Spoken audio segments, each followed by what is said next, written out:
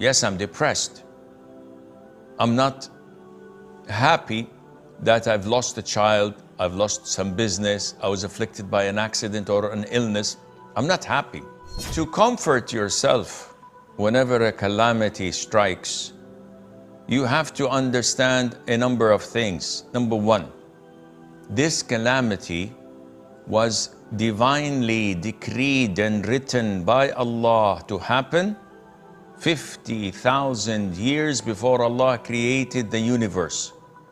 So thousands and thousands of years ago, this was written and done. The calamity is going to happen to you. Nothing can stop it. So once it takes place, yes, I'm sad. Yes, I'm depressed. I'm not happy that I've lost a child, I've lost some business, I was afflicted by an accident or an illness. I'm not happy.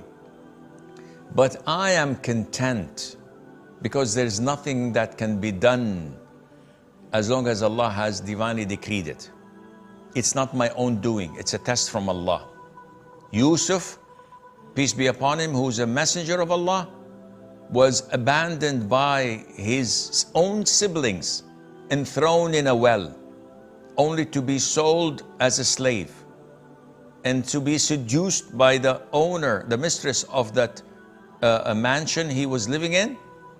When he refused, he was thrown into jail for a number of years.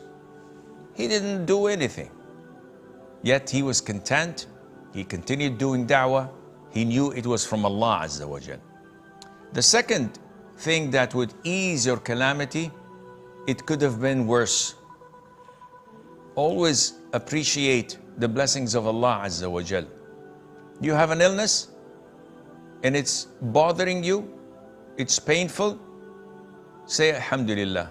It could have been worse. It could have been cancer. It could have been cancer that cannot be treated, and you will die in few months or few weeks or few days. It could have been worse in seeing it one of your children or your beloved spouse or your beloved parents. It could have been worse. You could have had much more worse things. Look at the people in Gaza. May Allah Azza wa Jal grant them patience and high reward and status in this dunya and the hereafter. The least one of them has lost 100 or 150 of his direct family, parents, spouses, children, cousins, maybe the whole entire family is gone. No lineage to him anymore or her. And all of this under the watchful eyes of the free democratic world, the only democracy in the Middle East, so they claim, under the watchful eyes of the Muslims who are not doing a thing, not lifting a finger. And they know that this is from Allah, and they're content. And they know that there is a day of judgment.